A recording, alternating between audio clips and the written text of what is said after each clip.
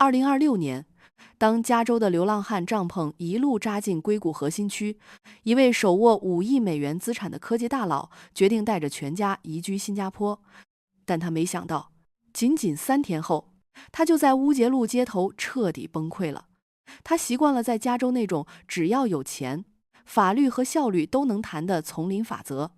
在他的认知里，带着巨资来到东南亚，完全可以做个只手遮天的国王，享受 VIP 特权通道。但在新加坡，迎接他的不是什么财阀特权，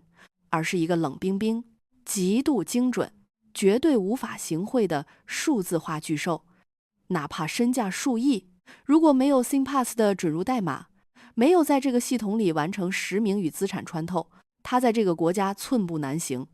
买房、开户，甚至只是给孩子报名学校，所有的事情都必须按照系统设定的颗粒度一步步来。有钱在这里并不能让你插队。今天我们以滨海湾情报观察者的视角，深度拆解这套让全球顶尖精英感到恐惧，却又不得不折服的新加坡模式，看看这座城市国家到底是用什么底层的生存算法，把资本特权关进了笼子。要理解这位硅谷大佬的崩溃，你得先明白他经历了怎样剧烈的环境落差。在旧金山，他每天面对的是 Market Street 上随时可能发生的零元购，出门散步都需要带上保镖，豪车的车窗永远面临被砸的风险。而在新加坡的国民咖啡店里，他看到了让他惊掉下巴的一幕，普通人竟然用最新款的 iPhone 随意丢在桌上霸位，然后转身去排队买饭。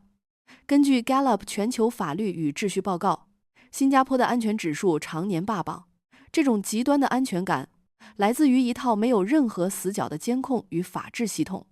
他本想用钱砸出一条商业特权通道，找关系快速落地自己的家族办公室，却发现通过新加坡的 Go Business 平台，任何一个普通人注册一家公司的流程都被极致压缩到了14天内。所有的审批标准公开透明，行贿不仅毫无意义，还会触发严厉的刑罚。而在旧金山，办齐同样的营业执照可能需要耗费半年甚至更久。这套系统根本不认你的财富光环，它只认规则、代码和合规性。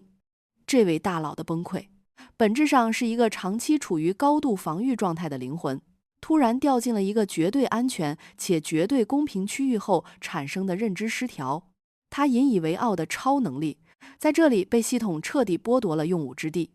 但这仅仅是新加坡给外宾的第一个下马威，真正的降维打击。在宏观金融层面，这位大佬带来的$5亿，在普通人眼里是几辈子花不完的天文数字，但在新加坡庞大的国家级金融机器面前，连一粒沙子都算不上。这就引出了新加坡模式的第一张王牌：主权级理财。翻开新加坡2024到2025财年的核心账本，你会看到一个非常关键的指标 NERC， 也就是净投资回报贡献。仅这一项，预计就将为政府预算贡献超过250亿新币的真金白银。这是什么概念？这笔钱直接抵消了新加坡大约20%的财政支出。换算到微观层面，如果没有这笔主权投资收益来补贴国家机器的运转，每个新加坡家庭每年平均要多承担约15000新币的税负。再来看看外汇储备，新加坡金管局管理的外汇储备已经突破了5000亿美元。如果按照人均储备来计算，新加坡是美国的150倍以上。当这位硅谷天才还在沾沾自喜于自己的期权变现和资本利差时，他突然意识到，这个国家早就通过淡马锡和 GIC 两大主权基金，在全球范围内实现了系统性的主权造币。他之所以感到深深的无力，是因为他发现自己一辈子拼命奋斗摸到的财富天花板，在新加坡的宏观资产负债表上，甚至连个零头都算不上。在这里，国家才是最大的资本家，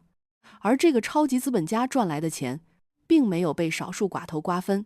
而是通过极其精密的算法，反哺到了社会的底层架构中。不仅在宏观金融上被无情碾压，在社会核心资源的分配上，外来的巨资同样无法为所欲为。为什么全球精英挤破头想把钱转移进来，而本地普通人却依然拥有极高的系统归属感？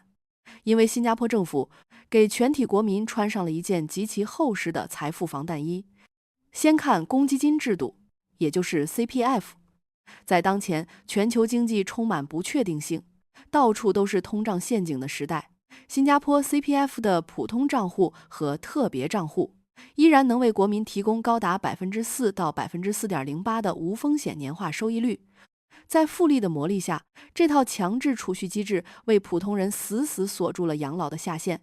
再看住房，住者有其屋在这里绝不是一句用来拉选票的空洞口号。最新数据显示，新加坡 80% 的人口居住在政府组屋中，整体房屋产权拥有率高达 90%。 作为对比，伦敦或者香港的自持率连 50% 都不到。外来富豪绝望地发现，在这里他很难通过疯狂砸钱来垄断最优质的生存资源，因为最核心的教育资源分配，比如高才教育计划以及基础医疗保障体系，早就被一套极其复杂的国家算法保护了起来，实行了严格的内外隔离。富人的资产在通胀周期中可能会大幅缩水，但新加坡普通人的 CPF 却在稳健膨胀。这种从出生到死亡的精准计算与社会契约，彻底阻断了资本通吃的可能。这才是让习惯了用钱摆平一切的外宾感到认知碎裂的终极原因。但这套系统之所以能如此稳固，还依赖于一个突破物理极限的疯狂计划。如果你以为新加坡的防御壁垒仅限于金融和社会制度，那就太低估这个国家的生存危机感了。这位硅谷大佬最终彻底服气，是因为他看到了新加坡在物理空间上的极限压榨。很多人嘲笑新加坡只是地图上的一个小红点，连喝水都要看邻国的脸色，毫无战略纵深可言。但新加坡的纵深不在地表，而在地下。位于玉郎岛地下130米深处，藏着一个相当于45层楼高的地底母舰，也就是玉郎岩洞储油库。这个耗资巨大的工程，硬生生在坚硬的岩层中抠出了维持国家运转的能源血脉。不仅如此，为了摆脱对外部能源的依赖，新加坡目前正在推进一项极其疯狂的计划，向地心钻探6公里深的地热探测项目，试图获取200摄氏度的恒定清洁能源。当全世界还在为地表的石油和淡水资源争得头破血流时，新加坡已经把整个国家的能源、命脉和未来悄悄锁进了地心深处的保险柜里。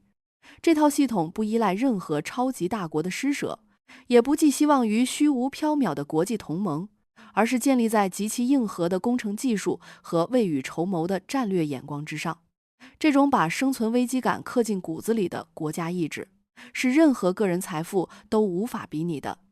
故事的最后，那位在乌节路街头崩溃的硅谷天才，最终还是选择留下来了。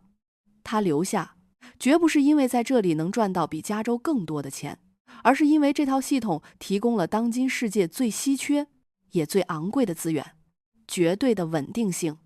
这就是李光耀留下的生存算法。你可以嘲笑新加坡像一个规矩森严的社会实验室，甚至觉得它缺乏硅谷那种野蛮生长的浪漫与自由。但是，当全球经济衰退与地缘政治的风暴真正来临时，所有人都想拼命躲进这个坚不可摧的实验室。那么，对于正在看视频的你来说，如果拥有选择权，你更愿意生活在充满变数与暴富机会的硅谷，还是生活在被算法与规则精准保护的新加坡？欢迎在评论区留言，分享你的真实想法。如果你想看透更多全球政经局势背后的核心运转机制，请务必订阅本频道并打开小铃铛。我们下期再见。